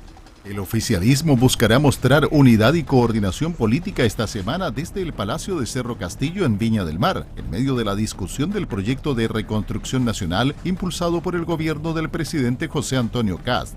El lunes por la noche, el mandatario encabezó un cónclave con diputados republicanos para abordar las prioridades legislativas del Ejecutivo y reforzar el respaldo político a la principal iniciativa económica del gobierno. La reunión se produjo además en un contexto marcado por cuestionamientos internos tras las diferencias expresadas por el senador Arturo Esquella respecto al rol de asesores del segundo piso de la moneda. Tras el encuentro, parlamentarios oficialistas descartaron divisiones y enfatizaron la necesidad de mantener cohesión para avanzar en la agenda legislativa. El presidente de la Comisión de Hacienda, diputado Sergio Romero, destacó que el presidente Kast está consciente de las necesidades ciudadanas y afirmó que el proyecto de reconstrucción nacional será clave para impulsar la iniciativa económica y la generación de empleos. En tanto, la diputada Chiara Barchiesi aseguró que la bancada republicana busca transformarse en un aliado permanente del gobierno en el Congreso y sostuvo que, pese a las diferencias que puedan existir al interior del oficialismo, hay un solo equipo que se llama Chile. La señal de unidad continuará este martes con un nuevo cónclave en Cerro Castillo, esta vez junto a senadores y presidentes de partidos del bloque oficialista. Desde Renovación Nacional valoraron la convocatoria y señalaron que la instancia debe servir para fortalecer la coordinación política y definir las prioridades legislativas del Ejecutivo para los próximos meses. La jefa de bancada de RN, senadora María José Gatica, afirmó que la reunión permitirá fijar una hoja de ruta clara tanto para el Congreso como para los partidos oficialistas, mientras que el subjefe de bancada, Andrés Longton, sostuvo que uno de los principales objetivos será entregar una señal contundente de unidad en medio del debate por la reconstrucción y otras iniciativas vinculadas a seguridad y reactivación económica. Seguimos revisando informaciones porque la Comisión de Desarrollo Social de la Cámara de Diputadas y Diputados acordó enviar una nota de protesta formal al Ejecutivo debido a las reiteradas ausencias tanto de ministros como de ministras durante la discusión de distintos proyectos de ley. La decisión fue adoptada transversalmente por los integrantes de la instancia, luego de cuestionamientos por la ausencia reiterada de la ministra de Educación María Paz Arzola durante la tramitación de un proyecto que busca establecer atención preferente para personas embarazadas, niños y adolescentes en trámites y prestaciones del Estado. El acuerdo se sustenta en el artículo 243 del reglamento de la Cámara de Diputados, una norma que permite a las comisiones manifestar formalmente su rechazo institucional frente a situaciones que afecten el desarrollo del trabajo legislativo. La diputada Erika Ñanco, quien impulsó la solicitud, afirmó que las comisiones son espacios fundamentales para construir acuerdos y escuchar a organizaciones, expertos y autoridades.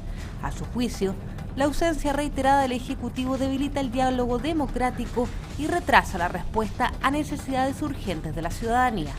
Las comisiones son el espacio donde se construyen los acuerdos, donde se escuchan las organizaciones, a los expertos y donde el Ejecutivo tiene el deber político e institucional de participar activamente en la discusión de los proyectos. Cuando los ministros no asisten de manera reiterada, no solo se retrasa la tramitación legislativa.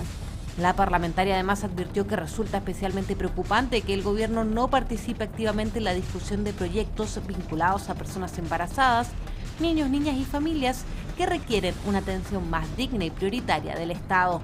Desde la Comisión de Desarrollo Social señalaron que la nota de protesta busca dejar constancia formal de esta preocupación frente a una situación que aseguran afecta el correcto funcionamiento del trabajo legislativo y la coordinación entre el Congreso y el Ejecutivo.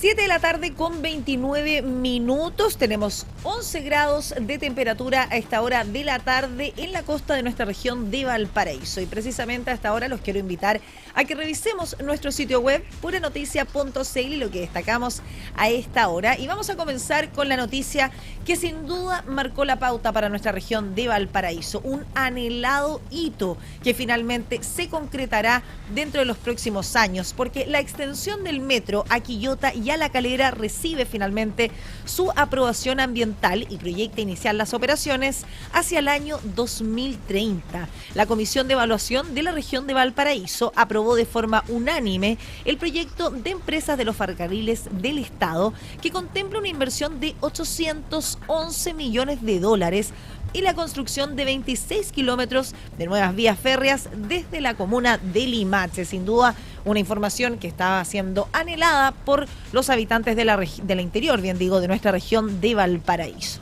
Continuamos con informaciones y nos vamos a la arena política, porque el diputado Javier Olivares, diputado de nuestra región de Valparaíso del Partido de la Gente por el Distrito 6, arremetió contra la Fiscalía por la libertad a los detenidos por la agresión en su contra. Su trabajo es bastante paupérrimo, aseguró el parlamentario.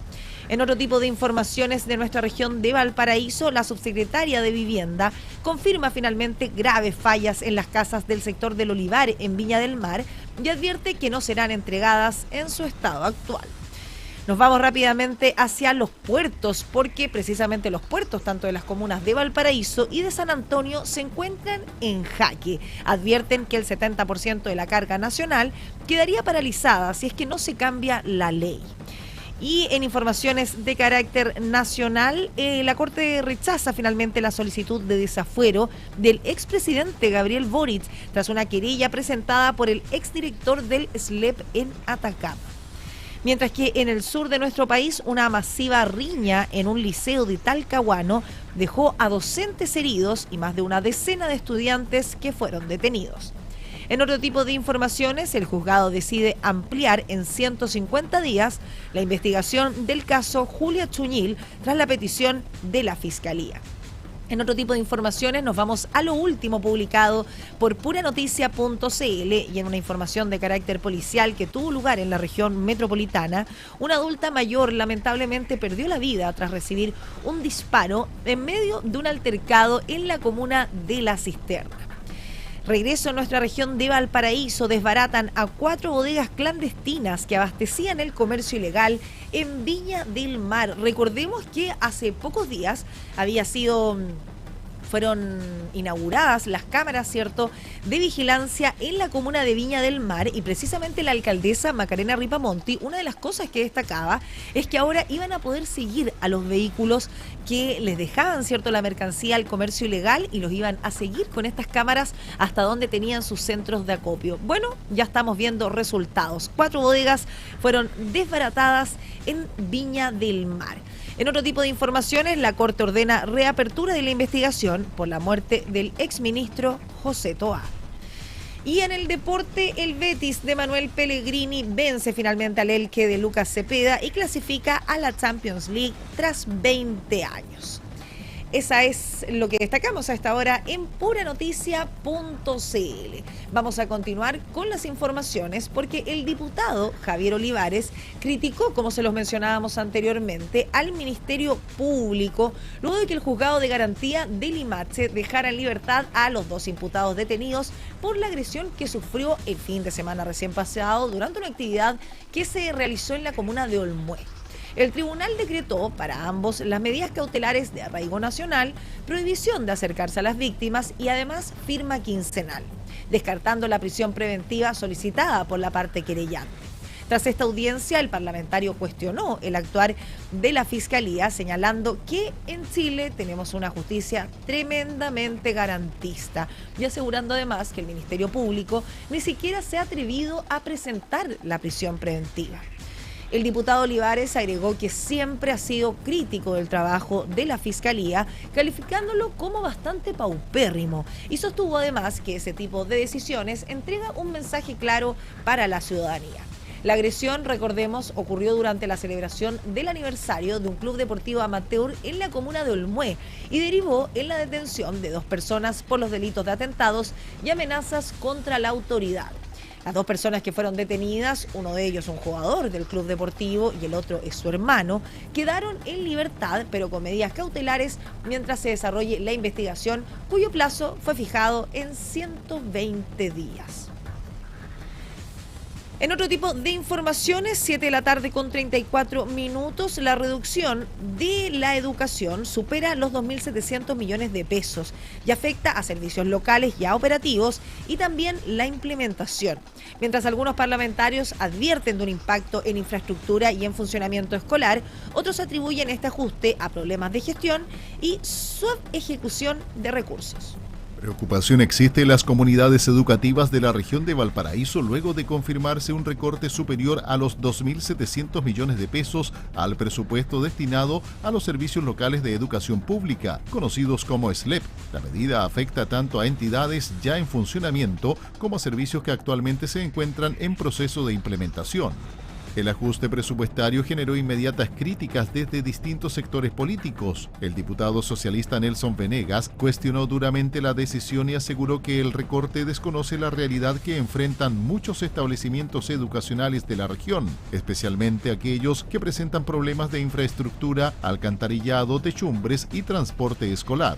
Según el parlamentario, reducir recursos en medio del proceso de instalación del nuevo sistema de educación pública podría profundizar las dificultades que ya viven comunidades educativas en distintas comunas de la región.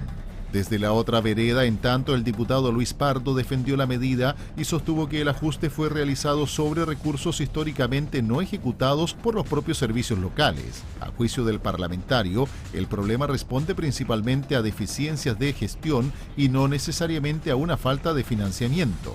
La controversia se produce en un momento clave para la consolidación de los SLEP, organismos que asumieron la administración de establecimientos que anteriormente dependían de los municipios. Tras el anuncio, cada servicio deberá reevaluar sus prioridades internas para enfrentar el resto del año escolar bajo este nuevo escenario presupuestario. Consultada sobre poner en pausa el traspaso de los colegios municipales a los SLEP, la vocera Mara Cedini dijo que se está en una revisión profunda. 7 de la tarde con 36 minutos. Vamos a continuar revisando informaciones de la educación, porque la Comisión precisamente de Educación en el Senado aprobó la idea de legislar el proyecto Escuelas Protegidas. Aunque fue aprobada por unanimidad, expertos y también parlamentarios advirtieron diferencias sobre el enfoque punitivo de este proyecto y pidieron incorporar medidas preventivas y de convivencia escolar. La Comisión de Educación del Senado aprobó por unanimidad la idea de legislar el proyecto Escuelas Protegidas, iniciativa que busca establecer medidas de seguridad, orden y resguardo para las comunidades educativas frente a hechos de violencia al interior de los establecimientos. Pese al respaldo transversal en la votación general, durante la sesión distintos expertos y parlamentarios expresaron reparos respecto al enfoque del proyecto, advirtiendo que las medidas propuestas tendrían un carácter principalmente punitivo y podrían resultar insuficientes para enfrentar la violencia escolar.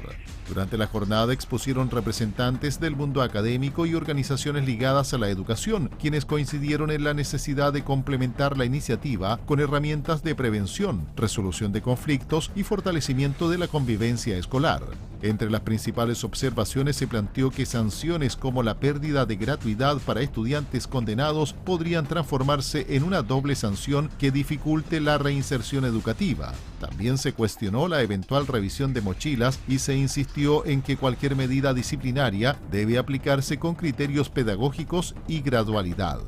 En la discusión además se distinguió entre la violencia extrema, como ataques con armas, y la violencia cotidiana, presente en muchos establecimientos, vinculada a situaciones de bullying, ciberacoso y hostigamiento entre estudiantes, fenómenos que varios expositores consideran insuficientemente abordados por el proyecto. Tras aprobar la idea de legislar, la comisión acordó continuar el proceso de audiencias durante esta semana y fijó para el próximo viernes la votación de las indicaciones presentadas tanto por senadores como por el Ejecutivo, en medio de un debate que sigue generando diferencias sobre cómo enfrentar la crisis de convivencia y seguridad en las escuelas del país. 19:39. Vamos a hacer una pausa comercial, pero ya regresamos con más informaciones en Pura Noticia PM. Estamos presentando Pura Noticia PM, las noticias de la tarde, en todas nuestras plataformas. 7:43. Ya estamos de regreso en Pura Noticia PM y nos vamos a ir de lleno con informaciones de carácter policial, porque el despliegue simultáneo tanto de carabineros como de la Policía de Investigaciones se realizó en sectores de alta afluencia y bohemia en Viña del Mar y también en Valparaíso. Además de las detenciones, se lograron incautar drogas, armas blancas y también vehículos, mientras Senda detectó a 4 conductores manejando bajo presunto consumo de las drogas. Un total de 33 personas detenidas dejó en la región de Valparaíso el mega operativo simultáneo realizado por Carabineros y la Policía de Investigaciones en distintos sectores de Valparaíso y Viña del Mar, en el marco de un despliegue nacional desarrollado en 9 comunas de 7 regiones del país. Los procedimientos se concentraron en zonas comerciales y de alta actividad nocturna, específicamente en el sector El Almendral y Barrio Puerto en Valparaíso, además de Avenida San Martín, Calle Valparaíso, Recreo y Población Vergara en Viña del Mar. Según informaron las autoridades, los detenidos fueron capturados por delitos asociados a ley de drogas, delitos de mayor connotación social, receptación, órdenes judiciales pendientes y amenazas a la autoridad, entre otros ilícitos. Durante el operativo también se incautaron 4 vehículos, 2 armas blancas y cerca de 76 gramos de marihuana. A esto se sumó la fiscalización de 13 locales comerciales vinculados a la ley de alcoholes y la expulsión de un ciudadano ecuatoriano que mantenía una orden administrativa pendiente. El delegado presidencial regional, Manuel Millones, aseguró que este tipo de intervenciones seguirán realizándose en distintos puntos de la región y afirmó que el objetivo es reforzar la presencia policial en zonas de mayor riesgo. En la misma línea, el Seremi de Seguridad Hernán Silva destacó que el despliegue busca recuperar la seguridad de las calles y fortalecer las acciones preventivas contra la delincuencia. En paralelo, el programa Tolerancia Cero de Senda realizó controles preventivos en Valparaíso y San Antonio, detectando a 4 conductores que manejaban bajo presunto consumo de drogas. Desde el organismo reiteraron el llamado a evitar el consumo de alcohol y sustancias antes de conducir y reforzaron la importancia de la prevención y el autocuidado en las calles de la región. 7:45. Nos vamos ya afuera de nuestras fronteras. Vamos a cruzar la cordillera y nos vamos con Carmen Paz González, que nos trae todas las informaciones destacadas del ámbito internacional. ¿Cómo están? Muy buenas tardes. Comenzamos en Bolivia, donde el expresidente Evo Morales volvió al centro de la polémica luego de ser declarado en rebeldía por la justicia boliviana. La decisión fue adoptada después de que Morales no asistiera a una audiencia judicial en Tarija en el marco de una investigación por presunta trata de personas. La causa apunta a una supuesta relación con una adolescente durante el periodo en que ejercía la presidencia del país.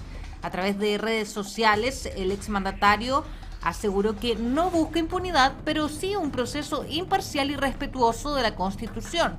Y además acusó una persecución política y denunció que existirían pruebas inventadas para perjudicarlo. Actualmente Evo Morales permanece en Chaparé, en la zona cocalera de Cochabamba, protegido por seguidores y sin acudir a las citaciones emitidas por la justicia boliviana.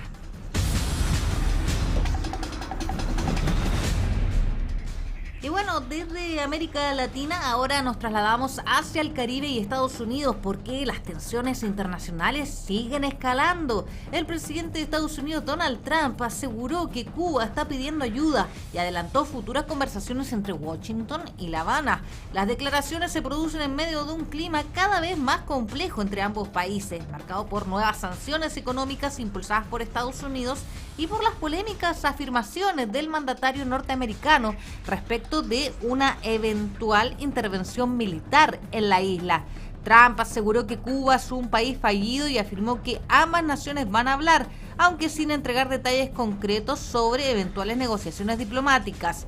Desde La Habana, las autoridades cubanas rechazaron las sanciones estadounidenses y acusaron a Washington de intentar presionar políticamente al gobierno de la isla. Y justamente mientras Trump vuelve a tensionar el escenario internacional con Cuba, también prepara un viaje clave para la economía mundial. Sí, porque el mandatario estadounidense va a iniciar una histórica visita oficial a China, donde va a sostener reuniones con el presidente Xi Jinping, en medio de intentos por consolidar el deshielo comercial entre ambas potencias. La gira va a contar con una poderosa delegación empresarial estadounidense integrada por altos ejecutivos de gigantes tecnológicos y financieros. Entre ellos destacan Elon Musk, fundador de Tesla y SpaceX, además de Tim Cook, director ejecutivo de Apple. También participarán representantes de Boeing, Goldman Sachs, Visa, Mastercard, BlackRock y Citigroup, reflejando el enorme interés económico que genera esta cumbre entre Washington y Pekín. El propio Trump aseguró que espera grandes cosas para ambos países tras el encuentro con Xi Jinping.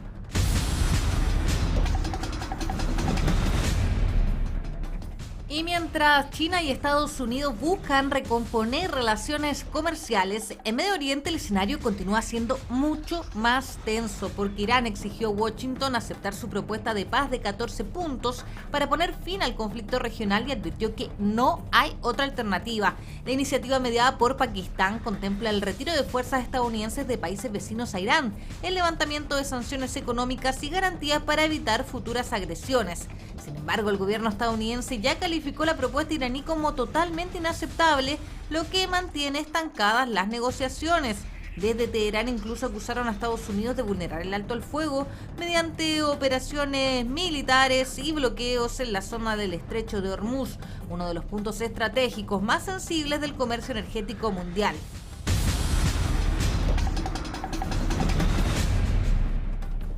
Y vamos a cerrar con una noticia que involucra directamente a Chile y que se desarrolla en el escenario internacional. La expresidenta Michelle Bachelet recibió un importante respaldo en su carrera por convertirse en la próxima secretaria general de Naciones Unidas. Durante una reunión en Brasil, el presidente de Brasil, Luis Ignacio Lula da Silva, ratificó públicamente su apoyo a la candidatura de la exmandataria chilena. Lula aseguró que la experiencia política y diplomática de Bachelet la convierte en una figura con credenciales suficientes para transformarse en la primera mujer latinoamericana en liderar la ONU. La candidatura también cuenta con el respaldo de México, aunque en Chile sabemos que el actual gobierno del presidente Kast decidió no apoyar oficialmente su postulación. Dejamos hasta aquí la revisión de noticias internacionales. Volvemos con ustedes al estudio. Muchas gracias, Carmen Paz. Ahí teníamos a la periodista del área internacional con los detalles más importantes que han tenido lugar fuera de nuestras fronteras. 7 de la tarde con 50 minutos. Antes de despedirnos, los quiero invitar a que revisemos la portada de la edición digital de puranoticia.cl, la cual, les recuerdo, es completamente gratuita y usted puede descargarla en formato PDF desde el inicio de puranoticia.cl y tiene un completo resumen de lo que ha ocurrido durante este martes 12 de mayo, donde destacamos en esta ocasión la extensión del metro a Quillota y a La Calera, la que recibió su aprobación ambiental y proyectan iniciar las operaciones hacia el año 2030. En otro tipo de informaciones de nuestra región de Valparaíso, los puertos tanto de Valparaíso como de San Antonio en jaque. Advierten que el 70% de la carga nacional quedaría paralizada si es que no se cambia la ley. En otro tipo de informaciones destacamos también en el ámbito nacional que la Corte rechazó la solicitud de desafuero del expresidente Gabriel Boric tras una querella presentada por el exdirector del SLEP de Atacama. En otro tipo de informaciones, la Subsecretaría de Vivienda confirma graves fallas en las casas del sector del Olivar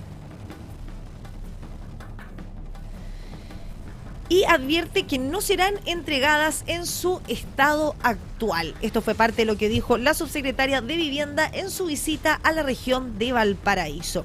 Y a propósito de nuestra región de Valparaíso, confirma quincenal y prohibición de acercarse a la víctima. Quedaron los dos imputados por la agresión al diputado Javier Olivares. Esa es la portada de nuestra edición digital de este martes 12 de mayo, la cual usted descarga de forma completamente gratuita y sin ningún tipo de suscripción previa. Antes de despedirnos, 7 de la tarde con 52 minutos, vamos a revisar los principales titulares de esta jornada. La mega reforma del gobierno supera las 1000 indicaciones en la Cámara de Diputados. Escala la tensión entre el gobierno y el Partido Comunista por llamados a movilización. La extensión del metro a Quillota y La Calera recibe su aprobación ambiental y proyecta iniciar las operaciones hacia el año 2030. El diputado Javier Olivares arremetió contra la Fiscalía tras libertad de imputados por agresión y aseguró que su trabajo es bastante paupérrimo. Recorte millonario a los SLEP genera alarma en la educación pública de Valparaíso. Renuncia al subsecretario de Ciencia en medio de diferencias con la ministra Lincolao. La Comisión de Desarrollo Social protesta por la reiterada ausencia de ministros en el Congreso. La exdirectora del Hospital Claudio Vicuña denuncia presión política ante comisión del Senado. Senadores de Renovación Nacional esperan que cónclave en el Cerro Castillo, que iniciará alrededor de las 20 horas, fortalezca la unidad oficialista. Violencia en el fútbol vuelve a encender las alarmas por un debate en seguridad de los estadios y en las canchas. Un histórico decomiso tuvo lugar en Calama, incauta más de 2.7 toneladas de droga en medio de un operativo fronterizo. Y un megaoperativo se desarrolló en Valparaíso y en Viña del Mar, el que dejó a 33 personas detenidas y un decomiso de drogas y también vehículos. 7 de la tarde con 54 minutos, llegamos al término de Pura Noticia PM. Recuerda que tú nos ves, nos escuchas y nos lees, porque en puranoticia.cl las noticias son como a ti te gustan. Puranoticia.cl presentó Pura Noticia PM.